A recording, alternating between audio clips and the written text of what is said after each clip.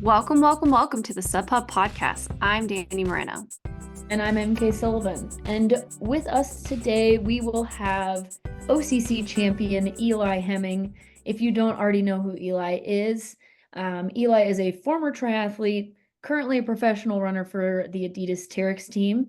He first broke onto the scene kind of back in 2022 with a fourth place finish at Pikes Peak Ascent and a second place finish at the Flagstaff Sky Peaks, which were the two Golden Trail World Series America stops that year, and ended up finishing in the top 10 in the final at Madeira that year. In 2023, he was second at Mont Blanc Marathon behind Remy Bonnet and third at Pikes Peak Ascent.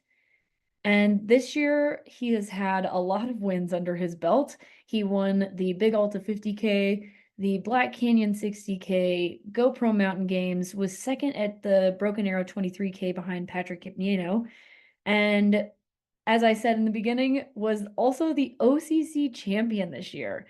So, I mean, Danny, what else do we want to say about Eli? Other notable names Eli goes by is Tabor's husband, and there's been a couple of things calling him like the American cowboy because they have a ranch out in Colorado, multi-generational on Tabor's side of the family. But yeah, we were just really excited to have Eli here in the Sub Hub house. Eli was one of our first interviews, so if you want a snippet in time of Eli and Tabor Hemming, go check back to, I think it's like episode 2 or 3, where we dive deep into their life history and kind of how they came into the sport. And for this interview, we really just focus on OCC. Eli has had a plethora of interviews post the race, and so we wanted to focus more on his training because he is self-coached, his strategy, idea versus execution, and kind of where he's looking to next. So if you're curious if Eli is looking to defend his title or potentially eyeing some longer races, listen to the entire episode. We have always been big fans of Eli Hemming, and we know you will too after this. And we will be sure to include the link for our very first episode with Tabor and Eli in the show notes, so make sure you guys go check that out. But before we get into our interview, here is a message about one of our partnerships. And if you are enjoying the pod, please consider leaving us a review as well. Hey fam, Danny here.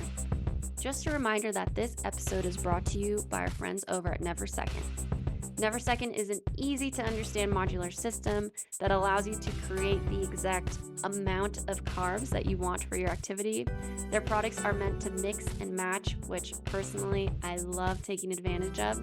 So you can ensure that you're getting 30, 60, 90, or even 120 grams of carbs per hour.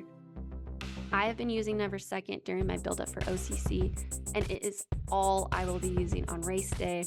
Like I mentioned, it's meant to be mixed and matched, and I've been taking full advantage of that.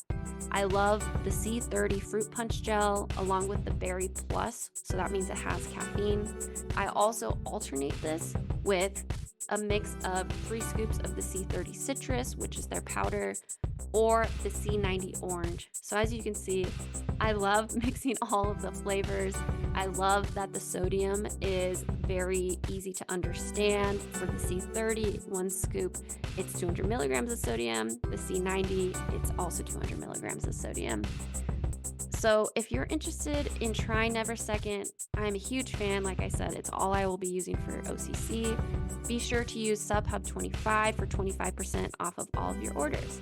Again, that's SubHub25 for 25% discount off all your orders at neversecond.com. That's NEVER2.com. Now back to the episode. Hello, Eli. Welcome. Hey guys, thanks for having me on. Oh my gosh. Well, it's always fun having friends on, for sure. Yeah.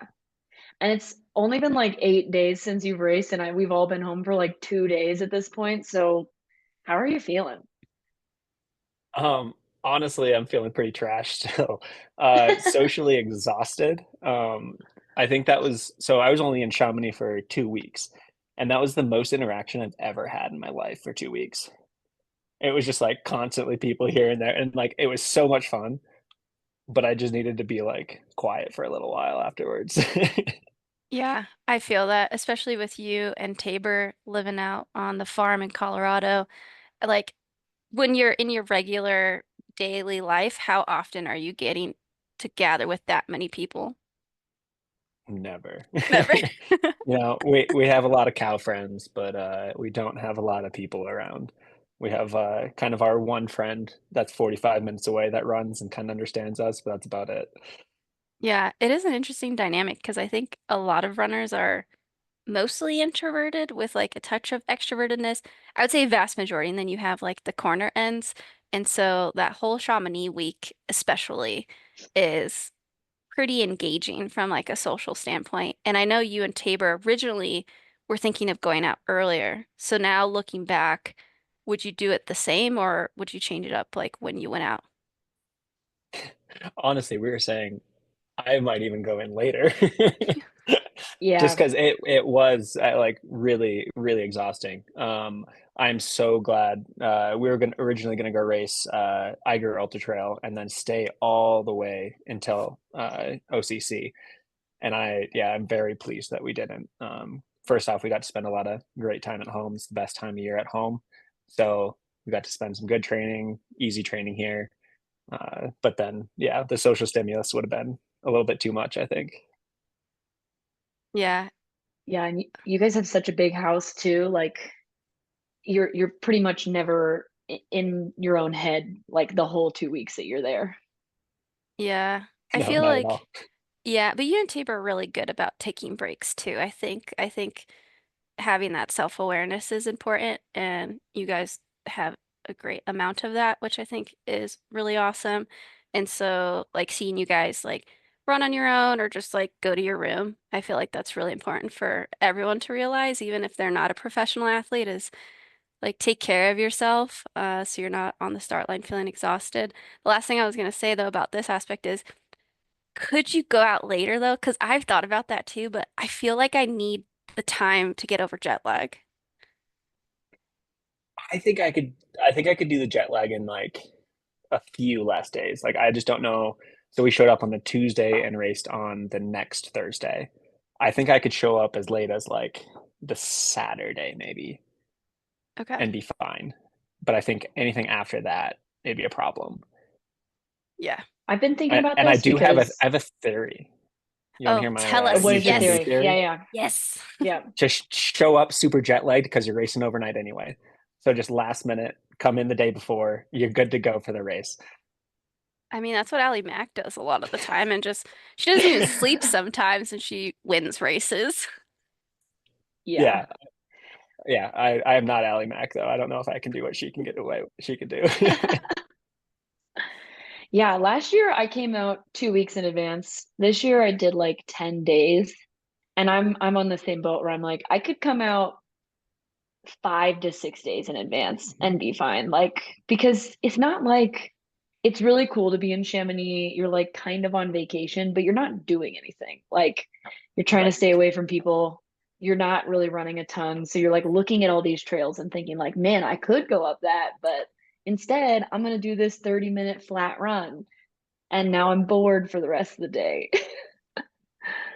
No, I totally agree. I am like I do think as it was our first year coming out, I think that was helpful because we did get to see uh, we got to see a couple parts of the course before we went into like the full taper mode. So I think that was super helpful. But any more than that, and I think next year probably would try maybe a 5 day. Yeah. Yeah, Well, just enough before to be we unjet lagged. yeah, just enough. Yes. Before we get into next year, that's exciting. Just throwing that out there. We'd love to take a step back. So, as we said in our intro, Eli, first American to win, male or female, in OCC. Whoop whoop. And it feels like talking to you, seeing your schedule all together, hearing some other stuff on other podcasts, like this was the goal all year, and you kind of built your year around it. And so I'm curious from like, and you're self-coached. So from like a training standpoint, you're at the end of August. How are you building like January, February, March through August, especially being self-coached, like how did you lay out that landscape from like a big phases standpoint? Yeah. So kind of leading into the year, Tabor and I had kind of realized the last few years we'd gotten, I don't want to call it like really slow, but like we lost kind of our edge on the roads. So in the winter, we kind of focused on, we were still getting big volume on skis and everything, but every time we do a run, it'd be faster. So we kind of had our speed season. And then kind of when the trails finally opened up where we live, because they were snowy for obnoxiously long time this year, it kind of became like a vert focus season where we started, instead of doing as much fast running, we did a lot of training on just up and down, getting the legs a little bit more ready for the mountains. And then after Broken Arrow, we had pack season where we were just kind of focusing on specific stuff. So we kind of had done as much research as we could on what the course will be like. We tried to find as many similar routes as we could around us, and we're running kind of like we would on race day, where we packed up the backpack and fueled like we would for a long race. So we tried to make that like our specific season. I'm on mute. Did you find that it was like difficult to imitate the course where you guys live, or were you having to do like runs where you kind of go up, down, just like on one section of a trail, or were you able to find kind of like cool routes in that sense? I definitely would say after a few weeks of it, it got a little monotonous, because we kind of our summary of what we needed was we need long climbs that are runnable, that aren't like overly technical, because we can find big long climbs here that get you, I mean, it's kind of hard because you start at such a high elevation that if you get a big long climb, all of a sudden you're at 14,000 feet and you can barely run anyway. But when you get up that high, it's all rocky. So we found, our goal was to find runnable climbs uh, that could still gain 3-ish thousand feet in a climb, without much reprieve. So we found a few, but definitely not a ton. But I would say more so the hard thing was finding climbs that didn't get you up to 14,000 feet. Yeah, it's Yeah. tough in these high altitude places to find that because I feel like MK and I have also ran into that. But it seems like you guys did an excellent job. So, and you aren't very public on Strava. So those places will be hidden for the foreseeable future of what primed the OCC champion. I am curious about your guys' decision to focus on speed again because Tabor comes from a track background. Uh, Incredible 800 to 10,000 runner, you triathlon. And I think right now in the sport, it's still so variable how people are training for these trails and mountain races. And a lot of it, I think, comes from people's backgrounds. And so your decision to focus on speed, like what does that actually mean? Like speed to you? Yeah. So I kind of felt that with us learning how to trail run, doing all the stuff that needed to, we came in with all these, like, we were fast at the time when we came into trail running. Like that was objectively, like, Tabor is obnoxiously fast on the road, on the track. Um, we felt that we focused so long on the technicality, on hills, on everything, that we had gotten too far away from that. And so what we came in with as a strength, and we got, uh, we kind of became almost a weakness. Like we felt that we were slower than a lot of people, especially with people coming into the sport, say like Christian Allen. Like, I love the kid; he's so freaking fast. Um, but like you realize, like, wow, I don't have leg speed when you're running with people like that. So kind of our thought was, okay, let's spend a block getting our speed back, and this time we will not will not get as far away from it, and so that it doesn't become a weakness again. Whereas we will be continually touching upon it a little bit throughout the year, but we don't want to get to that point where we were last year that we felt like we were slow. Yeah, I think that like training is obviously such a balance because Danny and I have similar backgrounds, and we talked about this even after this training block. Well, like you want to work on your weaknesses, which, in my case is like climbing. And so it's like I get a bunch of vert in, but then all of a sudden I have one speed because I've just been climbing. So yeah, I mean, it makes sense. And then do you guys plan to do something like that every winter now? Because I know you guys ran some pretty fast half marathons. Well, Tabor ran a half marathon. You never actually ran on the road, did you? No, I'm still scared too. I think I Yeah. got slow. No, you'll be plenty fast. Do you guys plan to do that every year? I think it's going to change year to year with what the overall goal of the year is. But I think it fit nicely into what this year's overarching goal was. I think probably the next year will look pretty similar, but I don't think that will say like if we want to focus on a faster race in the summer. I think we'd work more on volume and everything in the winter. And then because that is a specific thing, we'd work on that as close to the race as possible. Yeah. Have you already shared publicly what you're racing at the end of the year? Not really. Oh, okay. Do you 'Cause want to share it's or still not kind share? of Okay. it's still kind of like up in the air because we're still kind of questioning Yeah, it. yeah. Okay. Yeah. But So I was gonna there's say, a couple races, yeah. like, I won't name those races, but you and Tabor, what kind of was the idea is you would be ending with speed as well, which Mhm. I think is kind of super fascinating too, going into the winter. Yeah, and I think that was a little bit to try to get like a head start on what Yeah. we did this year. So we have more time if we want to go like I do next year. I kind of want to I'm playing with the idea, not positive yet, but I do want to do like a Black Canyon 100K.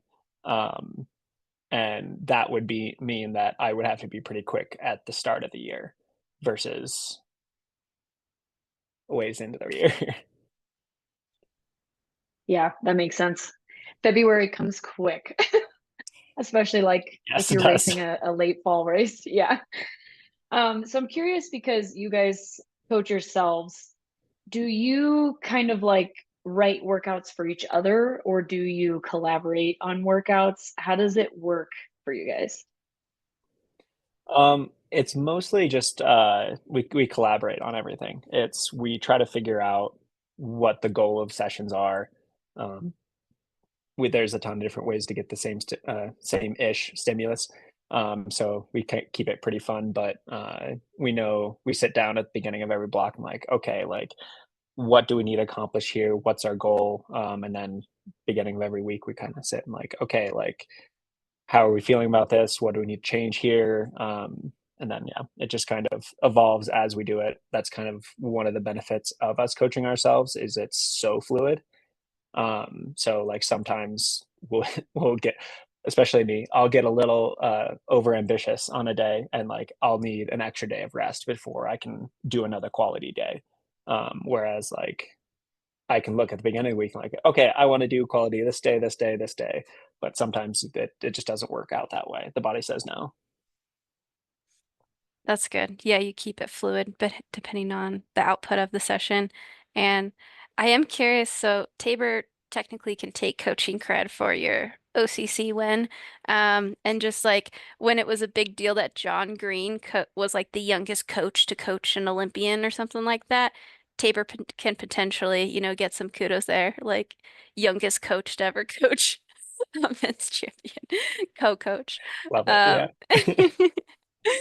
Um, do you guys I mean, you guys are farmers, you're working on the farm, or cowboys. You're now a cowboy, which I really liked that social media push. I felt so dumb. I asked MK, I'm like, why are they calling him a cowboy? She's like, because he is one. I was like, oh yeah, no, duh. Uh, but It's still off a technicality. It's because I'm married to Tabor. oh yeah, That's the yes, reason yes, I'm a of course. cowboy. Yeah, yeah. It still counts. I It mean, still you counts. live Technically next a to cow. cowboy. Yeah, you Yeah. next. Oh yeah. I'll push cows around in the yard. It's fine. But on top of that work that you're doing on a daily basis, which is really laborious, how much strength training are you guys including, or how much did you include for OCC, considering coming out of winter and going into like a heavy vert block leading into it? I think that's one place that I do actually need to start taking care of. I've been pretty bad about keeping up with my strength work. And I think my body's finally starting to feel that. Like, I think I came into the sport very strong from triathlon. It's a lot more of a power sport than running is. So, and there's so many different motions that you get strong in a lot of different places. So I think my body was finally saying, "Okay, time to start doing work again," because there were a lot of little niggles, aches, and pains. And like, okay, I think if I do a little bit of strength work, that won't happen again. So this year, I did not do much. Next year, I will be doing a little.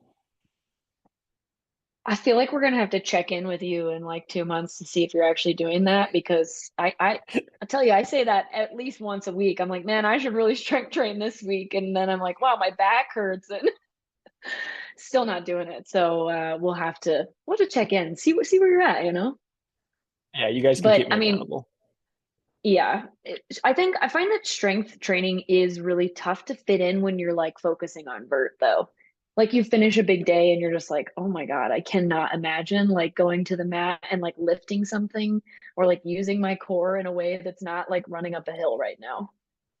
Yeah, I mean, I think there's a lot of different modes of strength too. Like, I don't think I'm not going to be throwing around big weights at all. Maybe in the off season I'll lift some weights, but it'll strength is a different. It can be a different thing than just picking up big weights. So I think it'll be relatively easy during mid season, but it'll still be functional motions.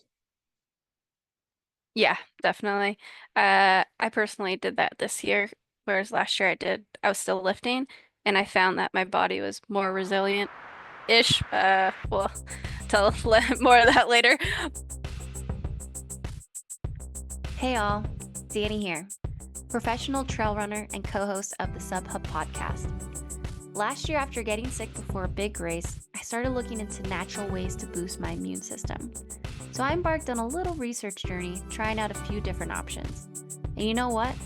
I found myself reaching for one set of products again and again, and that was Beekeepers Naturals. And guess what? They are now a partner of the pod.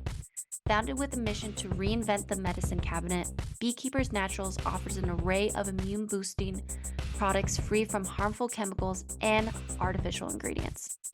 Their hero ingredient is called propolis. It's nature's defender of the hive, packed with antioxidants, vitamins, and minerals. While my personal favorite product is the throat spray, they also have lozenges, syrups, and a bunch of great options for kids. So if you're looking for a natural option to boost your immune system, consider trying Beekeepers Naturals products. And be sure to use the code SUBHUB20 for 20% off of all of your orders at beekeepersnaturals.com. Now, As far as like, so you did the training phases, that was super insightful, and thank you for being open to sharing that. I just know people will love that, especially since you're self-coached. As far as like the race selection, just like bird's eye view, you got in some longer races kind of in the beginning of the year, maybe building up that like duration on feet. Big Alta is exactly what you said, like steep runnable climbs. What was the reasoning, behind Black Canyon and say I think you did GoPro and Broken Arrow. Was there anything else in between there? Canyons, Oh yeah, Canyons canyons, obviously. 50K, and then like Desert Rats half Oh, marathon. and those are both super fast. So yeah, can you walk through that? See, we can't. Damn it, MK. Yeah. We are having. You know what I'm trying to say. Walk us through your thinking and scheduling this season. Yeah, I would love to. No, so honestly, we were looking at I thought one of my biggest flaws going into the season, like what was going to hold me back from winning OCC, was that I hadn't spent much time racing like a longer race. So my goal was to get in a few of those efforts throughout the year. It just so happened that I wasn't planning on doing the Black Canyon 60K to Big Alta back to back, but then I get talked into things very easily, and I'm glad I did. Like they're both super fun, but it was a pretty strenuous thing on the body. But kind of, I think going into all those fast races, the thought was getting in, like kind of focusing more on canyons. We didn't really taper for any of those races very much. Canyons, I probably had like 3 days of like actually down volume. Kind of just focusing on trying to get in, fast, hard work, but getting it so that I don't mess up the fueling, which I tried different fueling at every one of those races, trying to figure out what works and what doesn't. And then can't miss Broken Arrow in a year. That's one of my favorite races, so we always try to show up to that one. And then kind of after that, we figured, okay, we're gonna know all that we can know at that point, and the goal after Broken Arrow is just get as fit as possible and have uninterrupted training. I'm curious before we get into like OCC and racing, what did you figure out worked best for you nutrition wise after all of this like trial and error? So I kind of like having so it was kind of funny. I was hyper concentrating scratch super fuel, and I could put up to like, I think I put 800 calories into a 250 ml bottle, which That's crazy. was obnoxious. It was just a gel. But I do like having pure water or close to pure water, maybe just a little bit of electrolytes, and then a bottle or just gels. Doing high carb drinks, I felt like I was always wanting for water. So I don't know, there's something just not, it just doesn't do it for me in mid race that I'm like, oh yeah, I'm just going to drink this 400 calorie drink right now. And it's, I'd rather have a blast of calories and sipping on water. I'm a big water fan too, just like water and gels. Keep it simple. I do like the mix here and there depending on the races, which maybe you experienced as well, but for the longer races, it feels like it's easier for the mind. Um, okay, well, you pretty much won all those races as well, so delayed congrats on that too. I Thank think you. only Broken Arrow VK might have been the only one you didn't win. I'm pretty sure. I Oh, I and didn't then win the anything at Broken 26K. Arrow. Yeah, Yeah. you were second though in the 26K, which Mhm. was stacked incredibly. So, congrats on all those races as well. All right, lead up. Training is dialed. Races firing. Runnable uphills. Fueling. Trial and error. We are now at race day. Oh, social overwhelmness leading up to the race. We're now at race day. You knew who was in the race. How did you like, what was the plan versus execution? Feel free to just go as long as you want on this. Like, we want detail by detail, all the deets. I would love to tell you I had like this like super elaborate plan. Um, what kind of something that I've found is I like having a really hot pace. I think just kind of from the gun, I kind of like pushing it and like seeing like what everybody's doing, how everybody's feeling with that, and then kind of making my plan from after that first like 20 minutes of kind of pushing pretty hard.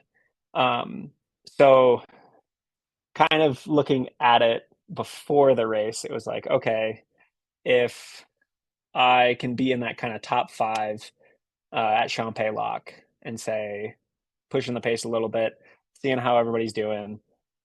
Typically, I think I don't think I'm necessarily the fastest climber in the field, especially like when you have like Remy Bonnet in the field. Like I'm not the fastest climber in the field, but I think OCC's one on the climbs, and I think I'm a durable climber. So I think after tired legs, I can climb really well, or on tired legs, I can climb really well. So my goal is to run that downhills hard enough that the climbers like Remy are tired by the time we get to the important climbs. So yeah, I was trying to just keep the foot on the gas the whole time, not necessarily ever stepping out of the comfort zone, but always riding the line as close as possible. I know it's not much of a in-depth plan, but it's always just that's what's worked really well for me this year. I think that's kind of been my goal at every race is just like, okay, if it's going to be a tactical one, I want to start the tactics after 30 minutes of pushing and see what people are doing after 30 minutes. And that's where the race actually like starts. You can start doing a little bit of tactics. So I'm curious because obviously Danny didn't watch the live stream, but I watched the live stream and I was talking to her about your final climb up La Flégère, and she was like, "Oh my gosh, I didn't realize it was that bad." And I was like, I was so stressed, like literally spent like 30 minutes just at the computer, like, go, like. So talk about the tough parts of the race. What exactly happened at La Flégère? Was it like race execution? Was it nutrition? Was it the heat? Yeah. So I think it was a few things. Um, like I was saying, I'm not the fastest climber in that field. But it was the first time that I had started gapping and started putting Remy Bonnet under any sort of pressure, and I got a little excited. So that was on the climb up to Col de Bomb. I'm like, oh, I got a little bit of gap. I might be able to put some space here. Like I've never been able to do that. That's super exciting. So that's the start of the problem is because I saw that and I was like, all right, let's put on some gas. Let's push it. And so I got up to Col de Bomb and I made a gap, pushed real hard, and I was like, okay, that might have been a little bit much. I still felt like decently in control. And you were Ran down the leading at this hill. point, right? Yeah, Okay, good. I think, oh gosh, they said I had 6 minutes at the top of Col de Bomb. Okay, like the top Yeah. before you drop. Okay. And Yes. Christian Allen Yeah. already dropped out at this point? No, he didn't drop out. He made it to Argentière. Okay. All right, sorry. Go on. But we had, yeah, we had Remy and I had passed him, and that's kind of the first time that I had actually started seeing any distance between me and Remy, because he had been just on my shoulder the entire day, just like he just like, all right, I'm with You did, you. We're yeah. going. And you're like, I don't want you near me right now. Exactly. You don't want Remy Bonnet right next to you. Like it's for most people, it is a losing game. I've lost that game more than once. So yeah, so I got to the top, still felt okay, but I was like, that was questionably hard. Started descending down into Latour, and I just felt the heat start to rise. The further I went down, the heat just started getting hotter and hotter, and just kind of by the time I got down to Argentière, it was like almost overwhelming heat for me. I was like, oh gosh, that's a lot of heat. So dunked my hat in a fountain, tried to get water, started trying to make my way up the hill. I thought I was going a little bit slower than I was. And then all of a sudden it just hit me and I was like, I don't know if I can make it to the top of this hill. Oh no. Yeah, because and for oh, sorry, for the listeners, you had an No. 11-minute gap on Francesco, who was in third at the time, and I think you had 8 minutes on Antonio, like when everybody left the Argentière. So just keep that in mind for the rest of the. Yeah, so I had heard from somebody on course, and not necessarily the best thing to do is to listen to like people on course. They give time splits that are all over the place, but I heard from like a couple different people like 9 to 10 minutes. I'm like, okay, if I have 9 to 10 minutes, I can almost walk this thing if I can run the downhill. So really, my goal was just make forward progress. Um, and I stopped a couple times just to take a breath. And yeah, it was a bad place for me. It was really bad. I didn't realize it was that bad. I'm really sorry. That sounds So rough. stressful. So stressful. Were you like Oh, able to eat or drink, or like were you throwing up? I'm sure the world was closing in, like it felt dark. Um, yeah, no, I was still fueling. I was still drinking. I had run out of water by the time I got to the top, just because I was trying to cool down with that. Like I drank my entire 500 mil bottle on the way up to that. I'd finished all my fueling. I was taking gels because I didn't know, like, I can't be bonking right now. Like, I've been taking quite a bit of fuel. I've been kind of riding the red line, but I didn't. I think it was purely just the heat that kind of got to me. I did have a heartbreaking moment going up there. I don't know if you remember you get to this one point, there's a bridge that crosses over usually a running stream, and I was already walking at this point. There was no running stream. I was fully planning on like completely sitting in there Oh, for a second, just like cooling down. I was like, I'm going to be able to run after this. It's going to be great. And I like look at the water, or what should have been water, and there was just rock. This is the one right before ouch. you enter onto the last part of Yeah. it. Yeah, I've heard that from a couple of people that they like. There's not many people who are up who ran that whole entire part before the race to see if it was dry. And then, did you get gear checked at the top of La Flégère, or was that somewhere else? I at the top of Col de Bomb, they stopped me, Okay. um, and I still don't know why. Yeah, yeah, The Yeah, yeah. so the guy was talking to me in French. I don't speak any French. He was kind of looking around my pack. So I'm like, okay, like what can I pull out for you? Like, so I started pulling out the I tracker. can I help like, you. is this what you want? And like I went for some bottles. Do you want me to show you my capacity? Like, do you want this? Do you want that? And then eventually, he pulled off this little sensor that Adidas had. It was just like a little environmental sensor, and they were just tracking what the weather was like, what the heat, the humidity. They were just for some data afterwards. Fully legal, fully everything, and they ended up taking that off my pack. And I don't know why.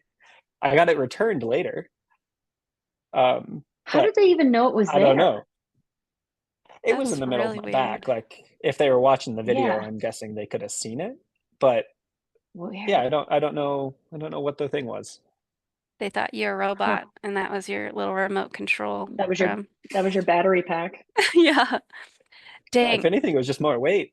Yeah, yeah. That's super interesting and fascinating. Yeah, the gear stops were not fair this year. Like, if they're gonna stop one person, they need to stop like the top 15, top 20, and ask for the same thing, and then do time Yeah, penalties. like Tabor and Udith got stopped But not at meow. Yeah. Trion.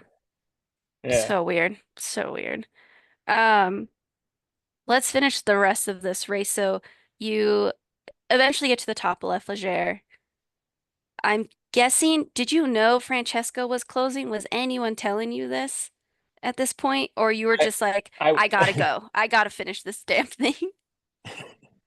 I was moving so slowly, and I knew it doesn't matter who's behind me, they are closing quickly on me. I didn't know who it was. I knew Francesco was probably running pretty strong, and I knew Antonio never really misses when you do OCC. So I knew those guys were probably coming up on me. But yeah, at that point it was survival, and I just knew I was gonna have to just throw myself down the hill, hope for the best, and try not to hurt myself in the process. Yeah.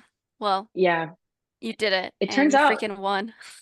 yeah, I was gonna say it turns out Antonio put himself in a very similar situation to you, so he made up like no time, but Francesco made up 7 minutes on that climb up to Yeah, La Flégère. So even your final descent, you guys made it so good for spectators. We were sweating, that's actually what absolutely I was trying to sweating. do. I was just trying to Yeah, create drama. Build the That's all I was suspense. doing. Yeah, yeah. it worked. It really did. I was like not planning on watching the full live stream because it was like the day before my race, and I was like, I literally cannot leave this seat. So great That's job. amazing.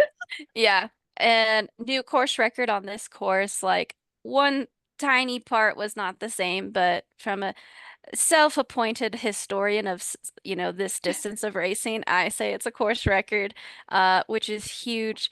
And yeah, again, congrats on being the first American to win this. It is the last frontier Thank you. within the OCC UTMB. So yeah, not surprised it was you. We definitely pegged you and gave you a lot of hype in our OCC preview. And Antonio was very sweet. I ran into him the next day after CCC, and he had listened to the preview, and he said, you guys, he's like, you guys were really betting on Eli. He's like, I had no idea like who he was. I think he knew who Right. you were, but he was just like, I wouldn't have known that he was gonna be there unless you guys had said on your preview. So yeah. Um, a couple of questions about the mentality.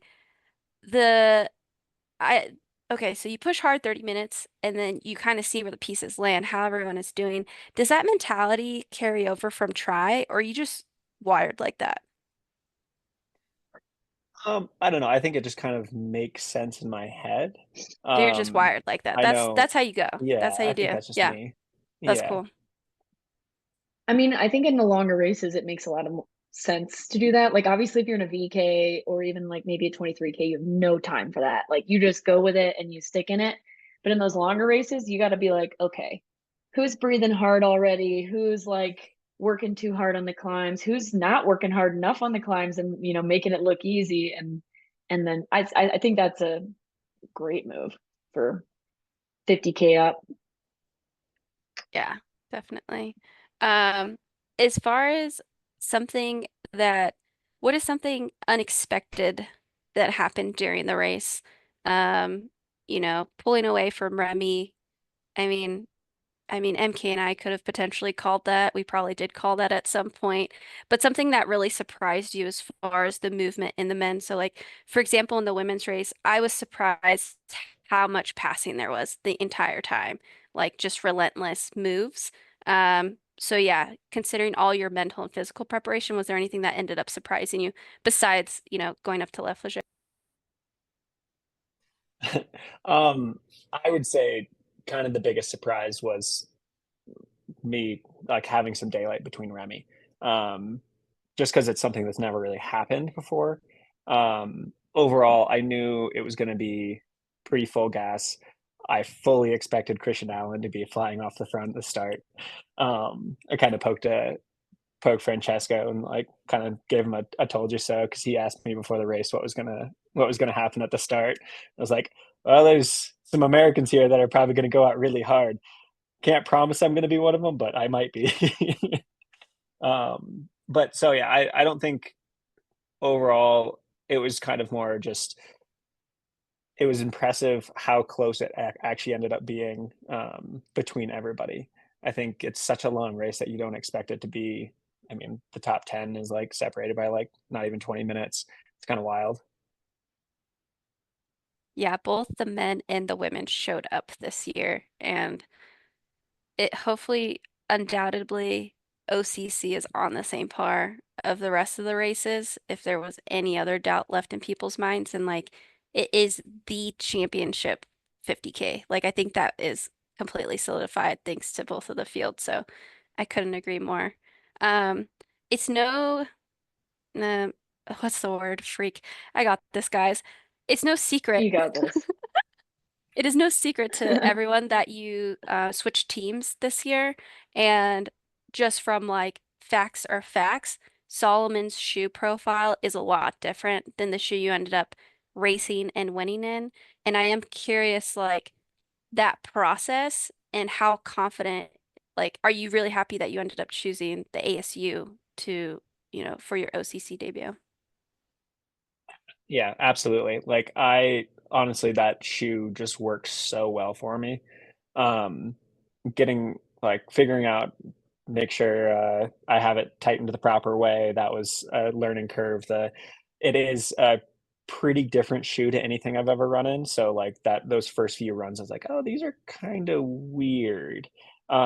But they do have that kind of like road super shoe feel that they do save your legs a little bit, and you feel that pop off of the plate and everything. So it honestly, it's a shoe that I wear for pretty much anything until it starts being really technical. But I had no doubt about it. Like, I did not bring another pair of shoes with me. Me and Tabor only packed one pair of shoes for this race, for the entire trip, I actually. yeah. You're like, I mean, we bring so much stuff anyways, and you always know that your brand's gonna send you home with more stuff too. You're like, I'll just bring the race shoe. We'll figure the rest out when we get there. But yeah, it is funny to because I think a lot of people think that like these races are pretty technical, but like generally the Chamonix area is not as technical as like other parts of Europe. No, definitely At not. least, yeah. I was very surprised when I showed up for. So this is my second time to Chamonix. We did Marathon du Mont Blanc last year, and I was surprised at just how smooth the trails were. Like, they can get rooty at times. You can have a couple small rock gardens and stuff, but overall, there's, especially for a race like a 55K, you are running, and so Yeah. something like a super shoe is gonna help. Yeah, for sure. Well, huge congrats on OCC, obviously. First Huge. thought, yeah, huge. Do you want to race it again? I don't know. Okay, so I keep going Eli, back and I forth with talked to you this. after the race. This is a change. I want to hear this. No, so my problem is that I did have such a bad climb up La Fougère that I know that course goes way faster, and I think that course goes under 5 hours for guys. Like, I think it happens, and I don't know if I want to. I don't know if I want to focus on doing that, or doing like a CCC. Um, Both like really appeal to me. It's just kind of figure out what I like, I guess. Kind of spend some time actually thinking on it, recover a bit What gets you more. most hyped? Yeah. Exactly, yeah, because it's a lot of training that you put in. You got to make sure that you're really passionate about doing all that training. Oh, yeah. Yeah. And you And I also think have a lot also, of time. yeah, you got like a year, little less than a year, 360 days or something. Um, I would agree with you. I think it can go sub 5. And I think if you had last year's weather, that last climb looks completely different because it was a really hot year. I mean, there was a bunch of drops, lots of heat exhaustion like you experienced. Like it wasn't just like you were the variable, it was heat like across the board. Um, so I would agree it can go under 5 hours, Yeah, but it is yeah. about, I would yeah, say getting excited. that's also the one thing that Tabor and I really didn't like. We tried to check every box before this race. Like, we were trying to like make sure that we were fully prepared. We did not check the heat box. Like, we were not prepared for that at all. I I don't know that like anyone was unless you were there training like a month in advance because not only was it stupid hot, but it was so humid too. I feel like yeah, like even if you had heat trained like in a sauna for those of us living in, the high desert, high alpine, like it would have been hard to prepare for 80% humidity on the day as well. Yeah, because even my buddy Rod, who famously got second at Western States, I asked him what he thought, and he's been heat training like the last years of his life, and he also said that the Chamonix heat just slaps so different. He said it's just so different from Western, even having just come from Western, and top heat training, shape fitness. I don't know if that's a thing. Yeah. I'll take But a yeah, dry heat any day. but like you said, it's another box to, figure out and have fun figuring out together if you and Tabor decide to return and you have plenty of time to think about it and get excited if you want. Um, but I know you also mentioned beyond OCC, what other races have really captured your attention because you guys do an incredible job of supporting like local race directors or domestic race directors. Um, but also I know that you guys like switching it up and like just seeing the world really. Yeah, I mean, there's such a long list of like races I want to do. I think next year, because it's a world champs year, I think that would be a pretty fun one. That one's the kind of one that might go into the factor of like if I do OCC versus CCC, because like 4 weeks after or 3 weeks after or something like that. And I think that is a super cool race. Like it looks horrendous, honestly, like so much climbing and so much descending, which is awesome, like super fun, but something that you got to be really ready for. And then I want to try some longer stuff. I want to continue doing shorter stuff, but I'd like to dabble in some longer stuff. And I don't know what that is. It might be Black Canyon at the beginning of the year. Just kind of dip my toe in it. And then if I like that, continue playing with longer. Probably not doing any 100 miles anytime soon because that's really, really far, but I could play with some 100Ks. Yeah, and I think it's becoming maybe more common to be able to do both, like to do the 100K distance and then be able to go back down. Like you don't have to just like go up and stay up and then keep going up anymore. And I think it's also beneficial for your 100Ks to be able to still rip a 30K or 25K, whatever that looks like. Yeah, no, I think like the top 100K runners in the world are so fast now that if you want to compete with them, you have to be able to do that. Like say Hayden Hawks winning CCC, that guy is so fast. And like I have no doubt like he could come rip just like a 20K, just like no problem, and just be with the best in the world. He could come rip Golden Trail races any day. Yeah, I couldn't agree more. It's so funny because I feel like every distance thinks that of the the shorter end, because like being in the 50K, it's like, damn, those 20K people are so fast. Like, I don't know. But you want to be able to compete with them. And then the 100K, you're like, I should be able to compete in the 50K. So yeah, it's just like a never-ending story that always comes back to speed, like incorporating it and keeping it sharp. Um, but yeah, thanks so much, Eli. Again, like huge, huge, huge congrats. Like it's been really cool seeing your journey these past, you've only been in the sport for a couple of years, and just like your attention to detail. And I love how you guys pick races and just, this episode is about you, but I know Tabor is a big part of your journey as well. So it's really cool to see you guys learning and working together and stuff. And to close it out, do you have any shout outs you want to make in regards to OCC or just in general? I mean, I'd really like to shout out Tabor, obviously. Um, she was on a heater.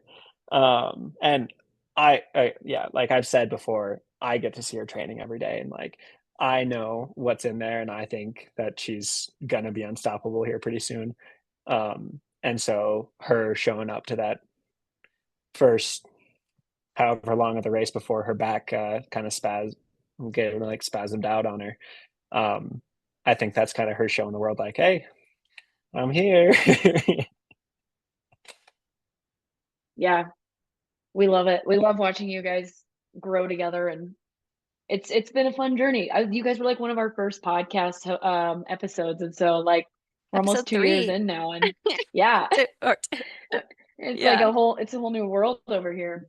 So I love it. But thank you for joining us today. This probably won't be the last time we have you or Tabor on the podcast, I imagine. But yeah, if you guys haven't already, make sure you're subscribed to our Sub-Hub headlines. We have a lot of other OCC stories in there as well. And yeah, hopefully you guys enjoy our episode with Sarah, which will also come out this week. Yep. And this has been the Sub Hub Podcast brought to you by Free Trail.